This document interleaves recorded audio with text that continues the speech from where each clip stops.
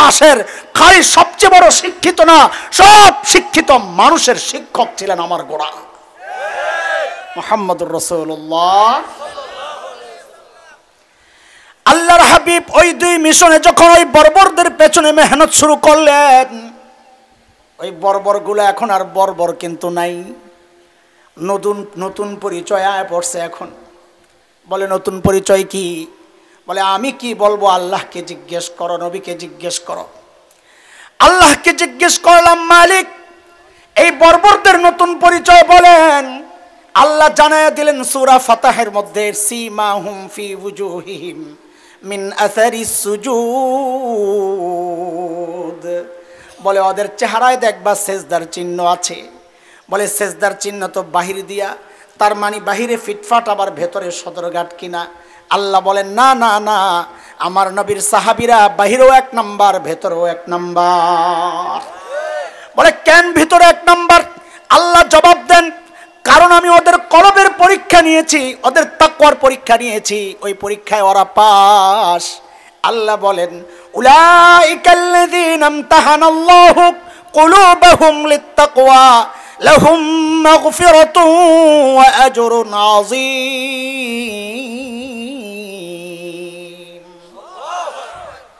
বলে নবীকে জিজ্ঞেস করি, ইয়া রাসূলুল্লাহ বর্বরদের নতুন পরিচয় বলেন। আল্লাহর হাবিব জবাব দেন, রে আমার সাহাবীদেরকে আর তোরা বর্বর বলিস না, এখন আর ওরা বর্বর নাই।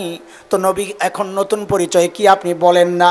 তো নবী জানায়া দিয়েছেন, খায়রুল কুরুনি কারনি, এরা বর্বর মানুষ নাই, এরা মানব ইতিহাসের শ্রেষ্ঠ মানুষ হয়ে গেছে। আচ্ছা চলেন, লম্বা করা যাবে না তো, আপনার করে একটা সুন্দর করে ছোট করে বয়ানটারে একেবারে ছোট্ট করে গাঠি বানাইয়া দিস, যেন বাইত লইয়া যাওয়া যায়। নিবেন নি বাইত? ওয়াজ নিবেন নি বাড়িতে? না পোলাবেন দিয়ে যাবেন যে যুবক পোলাবেন তোকে ওয়াজ নেমুন আমরা, না বাড়িতে নিবেন? কে কে নিবেন দেখি? আল্লাহু আকবার, মাশাআল্লাহ, জেতা আছে সবাই। শুনেন শুনেন, একটা গিট্টু লাগাইয়া দিই আপনাদেরকে, একেবারে প্যাকেট কইরা, যেন বয়ানটা না ভুলেন।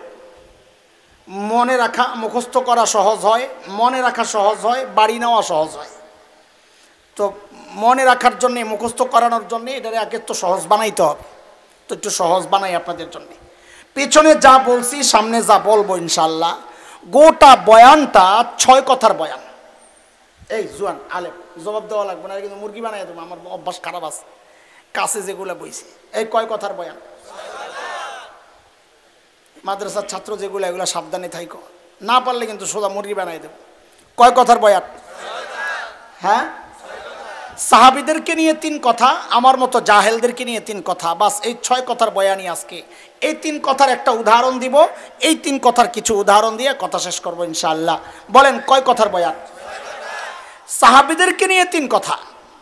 আমি যা বলবো আমার সাথে হুবহু ওই শব্দগুলো বলে আগে মুখস্থ করেন, তারপরে বুঝেন। বলেন এক সাহাবীদেরকে নিয়ে কয় কথা? বলেন ওরা ছিল কি?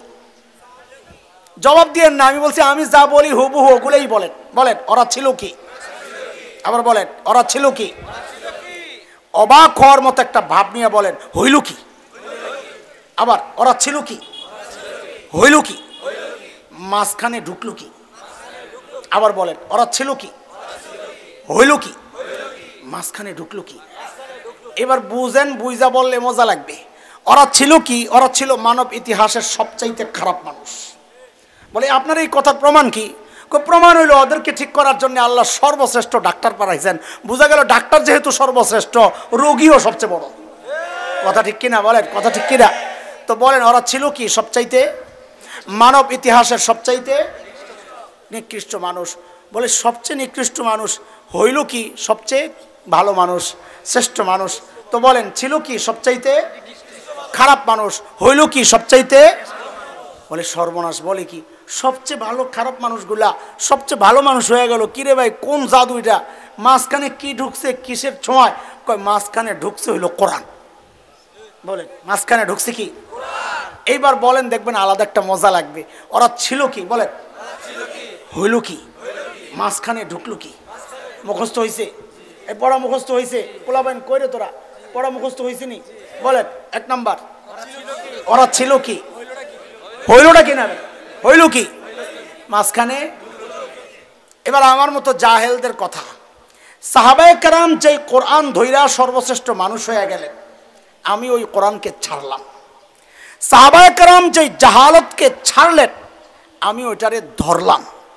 বলেন এটা আমার জন্য গর্বের কথা না আফসোসের কথা? কয় কথা হইল? 3 কথা।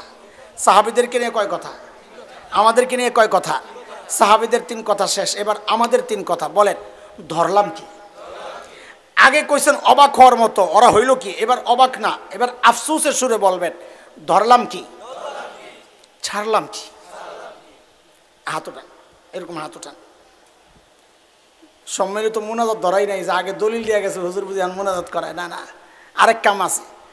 এই হাতটারে জোরে সোরে কলিজার থেকে একটা আফসোসের সুর বাইর করে এরপর একটা বাড়ি মারেন। বলেন আরে করলাম কি। কোনো মিঠা মিঠা হারে চলবো না, একদম কলিজা পোড়া গন্ধ যেন বাইর হয়। বলেন আবার ধরলাম কি, ছাড়লাম কি, আরে করলাম কি। তোরা হাসো আছে, আমার জানবাড়ি হয়ে যায়। কয় কথার বয়ান? পোলাবেন কথা ক। আজকে কয় কথার বয়ান হইব? শুইনা যাবি না বাইর যাবি গা? মুরব্বী করে কই নাই, আপনারা চাইলে বাইর যেতে পারেন। পোলা প্যান্ডি যেন না যায়, ওখানে ধরে রাখছি। যাইয়া কি করবো? ঘুমাইবো না, যাই ফেসবুকে না চালাইবো। তার সে এনে বয়া থাক, ঠিক আছে না কথা?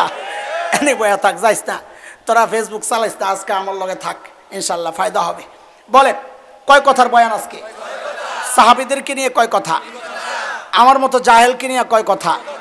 সাহাবীদের 3 কথা। বলেন ওরা ছিল কি, হইল কি, মাঝখানে ঢুকলো কি? আমাদের কথা ধরলাম কি, ছাড়লাম কি, আরে করলাম কি। চলেন এইবার কথা আগানো যায়। গোড়া তো মুখস্থ করাইছি, এইবার সামনে আগাইলে তো মনে থাকবে। এমনভাবে মুখস্থ করবেন, কোনো মাহফিলে যায় যদি দেখেন বক্তা আইতে একটু দেরি হইতেছে,